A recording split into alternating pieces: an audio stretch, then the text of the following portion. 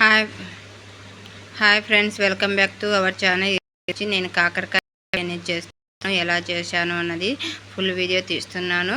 ఇవి కాకరకాయ అనేది సేద అస్సలు లేకుండా బెల్లము చాలా కాకరకాయ అనేది టేస్టీగా ఎలా అనేది చేస్తున్నాను. నేను మీకు చేయండి. కాకరకాయ అనేవాళ్ళు ఇలా చేసి ఇలా టేస్ట్ వస్తుంది. ఓకే, సింపుల్గా చేస్తున్నాను. సింపుల్ ప్రాసెస్, అది హెవీ కాదు. ప్లీజ్ వీడియో నచ్చితే ఒక లైక్ ఇవ్వండి. కాకరకాయలు అనేది చిప్స్ లాగా సన్న ముక్కలుగా కట్ చేసుకోండి. కట్ చేసుకున్న తర్వాత 2-3 టైమ్స్ వాటర్లో కడిగేసిన తర్వాత ఒక గిన్నెలో వేసుకోండి. ఒక గిన్నెలో వేసుకున్న తర్వాత గిన్నెలో వేస్తాం కదా, మీద ఆయిల్ పెట్టి బాండవిల్లోనే ఫస్ట్ ఆయిల్ వేయద్దు. ఆయిల్ వేయకనే కాకరకాయ అనేది వేద్దాము. ఫస్ట్ కాకరకాయ వేసిన తర్వాత కాకరకాయ వేయండి. కాకరకాయలు వేసిన తర్వాత అంతా అనేది స్లో ఫ్లేమ్లో పెట్టి దాంట్లో ఉండే వాటర్ మొత్తం వెళ్ళిపోవాలి. ఫస్ట్ వాటర్ వెళ్ళిపోయేదానికి కొద్దిగా సాల్ట్ వేసి మూత పెట్టి అస్సలు మూత అనేది మొత్తం కాకరకాయలో ఉండే వాటర్ మొత్తం వెళ్ళిపోవాలి. ఫస్ట్ వెళ్ళిపోయేంత వరకు కలబెడుతూ చిన్న మంట మీదనే ఉండిస్తాము.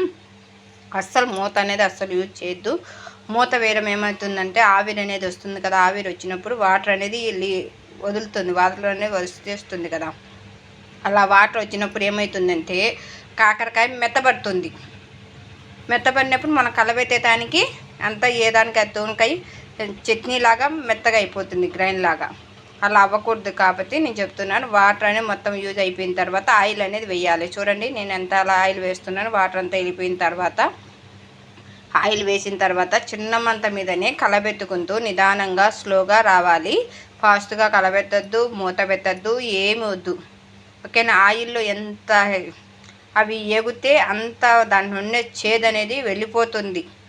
ఓకేనా, వెళ్ళిపోతుంది కాబట్టి అందుకని చెప్తున్నాను. అలా చిన్న మంట మీద చూడండి, అప్పుడే మీకు తెలుస్తుంది, అప్పుడే దాన్ని అనేది.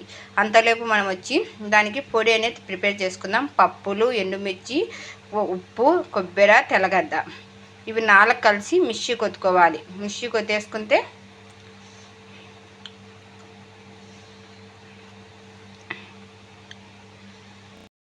ఇవి 4 అనేది పొడి చేసి పెట్టేసుకుందాం. పొడి చేసేసాను నేను. పొడి చేశాక మళ్ళీ ఎలా ఉందో చూద్దాం. అప్పటికి ఇప్పటికి డిఫరెంట్ మీకే అర్థమవుతుంది కదా. చూడండి, అలానే చూస్తూ ఉండండి ఎలా వస్తుంది అన్నది. మీరే తెలుసుకొని మీరే ట్రై చేయండి. కొబ్బరి, బెల్లం వేయకన్నా, చక్కెర వేయకన్నా కానీ అస్సలు చేదు అనేది అస్సలు ఉండదు. మీరు ఒకసారి ట్రై చేయండి, మళ్ళీ కామెంట్ చేయండి. అంతవరకు వద్దు, మీరు కామెంట్ చేయొద్దు, ఏమొద్దు. ఓకేనా. చూడండి మీరు ఎలా వస్తుందో. ఆయిల్ అనేది చేదు అనేది ఆయిల్ అనేది పీల్చేస్తుంది, మొత్తం ఆయిల్ పీల్చేస్తుంది. మనం మూత పెట్టడం ఎలా అవుతుందంటే మెత్తబడుతుంది, కాయ అనేది ఏగదు తొందరగా. అలాంటప్పుడు అలా అవుతుంది కాబట్టి అప్పుడే చూడండి ఎలా వచ్చిందో. చూడండి, సన్న మంట మీద ఉంచుతున్నాం కదా, అలా రెడ్ కలర్లోకి వచ్చేయాలి. మొత్తం మారకూడదు. మళ్ళీ కలబెడుతూ ఉండాలంటే ఎక్కువ కలబెట్టకూడదు, లైట్గా కలబెడుతూ ఉండాలి. ఓకేనా.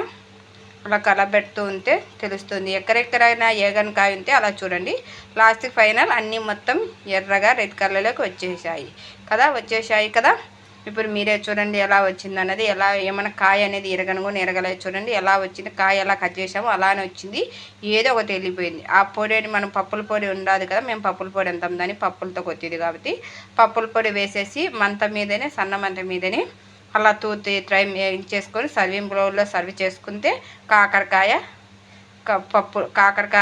ఫ్రై అనేది అయిపోతుంది. వీడియో నచ్చితే ఒక లైక్